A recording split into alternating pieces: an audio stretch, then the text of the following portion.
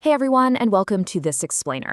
I am absolutely thrilled to be your guide today. We are going to unpack a really fascinating piece of software architecture called Open Design. Now, if you've been paying any attention to the AI space lately, you know that Anthropic's Claude Design completely changed the game. I mean, they showed us what happens when an AI stops just, writing text and actually starts shipping functional design artifacts. But as mind-blowing as it is, it definitely comes with some pretty strict limitations. So today, we're diving into the open source alternative that is literally taking the developer community by storm. I want you to just stop and think about your current workflow for a second. Have you ever felt that intense frustration of being tied to closed, cloud-only AI design tools? You know the ones, where you can't see under the hood, you're totally locked into one specific model, and the whole thing lives on someone else's server.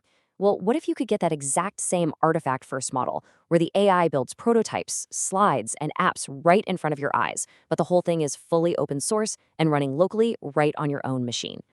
Just look at the stark contrast here. On one side, we have Claude Design. It's brilliant, sure, but it's closed source, it's cloud-only, and it is strictly locked to Anthropic's Opus 4.7 model. Now on the other side, we have Open Design. This is basically a local first rebellion against that lockdown status quo. It's completely open source under an Apache 2.0 license, and it runs on a bring-your-own-key or bring-your-own-agent philosophy.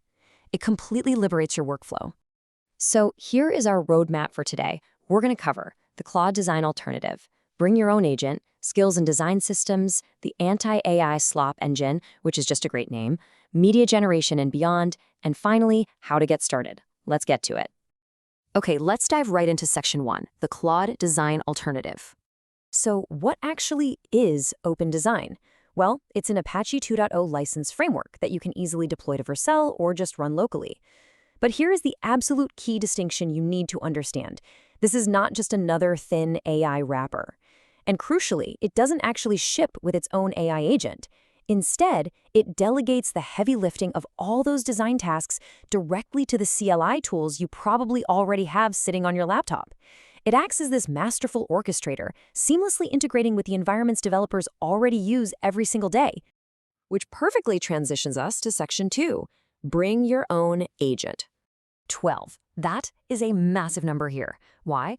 Because that is exactly how many coding agent command line interfaces this framework automatically detects on your system path the very second you boot it up.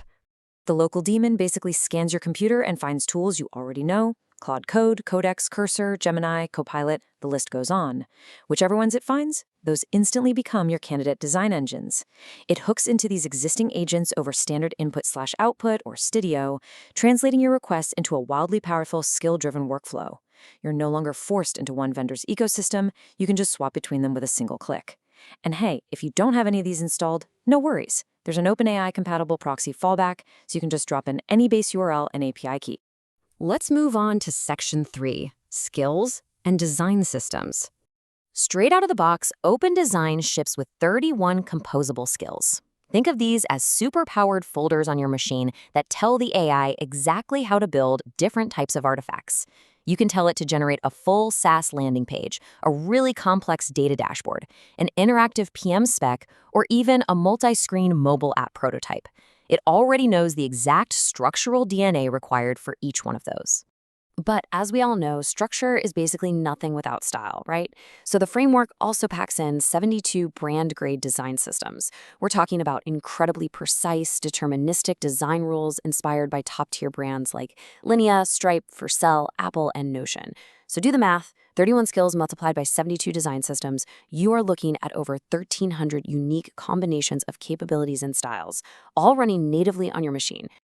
Now, you might be wondering, what if I don't really have a specific brand spec in mind? No problem. The system gracefully falls back on 5 beautifully curated visual directions: editorial monocle, modern minimal, tech utility, brutalist experimental, and soft warm.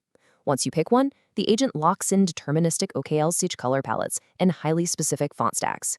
It entirely removes the AI's ability to just, freestyle, which guarantees the output looks incredibly intentional and polished right from the jump. Seriously, how many times has an AI spit back a really generic, weirdly purple gradient mess at you? Let's fix that in Section 4, the anti-AI slop engine. Open Design actually forces a strict junior designer workflow using a 6-layer defense mechanism. Layer 1, before writing a single pixel, it uses a question form to lock down the tone and audience. Layer 2, it systematically extracts brand specs if you give it a URL. Layer 3, it runs a silent, 5-dimensional critique on its own work before you even see it. Layer 4, it has to pass a rigorous P0 to P2 checklist. Layer 5, there is a literal hard-coded blacklist forbidding generic gradients or those weird rounded cards with left border accents. And Layer 6, it uses honest placeholders, meaning simple gray blocks instead of inventing completely fake marketing metrics like 10x faster. And this brilliantly illustrates a quote straight from the source material. That's not AI tries to design something. That's an AI that has been trained to behave like a senior designer. The prop stack and the deep file system integration literally elevate this local agent's output, completely preventing that AI-flavored visual slop that we've all honestly grown so tired of seeing. Next up, Section 5, Media Generation and Beyond.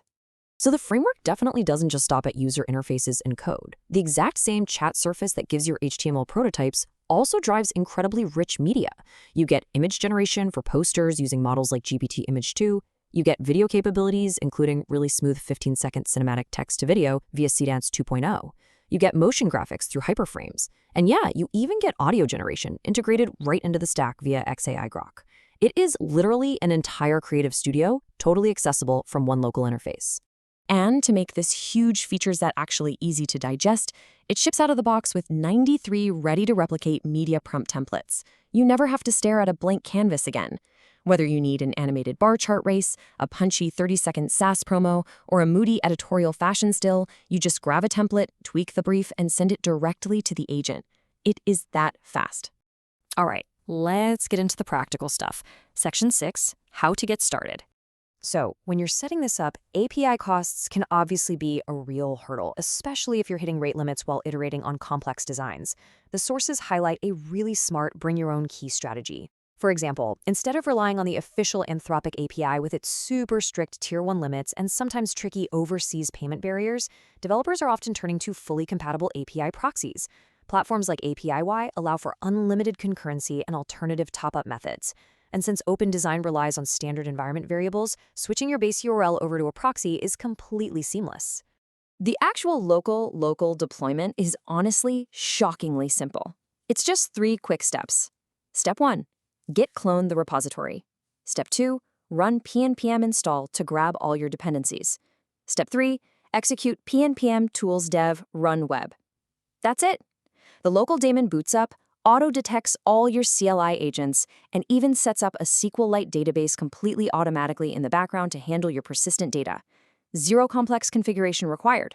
And once you're up and running, you unlock some truly incredible advanced features. Thanks to that SQLite database, if you slam your laptop shut and come back tomorrow, all your conversation tabs and generated files are exactly where you left them. You can even take an export zip directly from the official Claude Design website, drag and drop it into your local instance, and your local agent will literally pick up editing right where Anthropic left off. Combine that with click-to-comment HTML previews for really surgical edits and one-click Vercel deployments, it's just amazing. Look, Open Design is a masterful framework. It takes the absolute magic of AI design generation and puts it firmly back under your control on your own hardware using the tools you already know and love. So I'm going to leave you with this final thought. Now that the closed-door limitations of AI design have finally been shattered, what are you going to build first with your new local AI designer?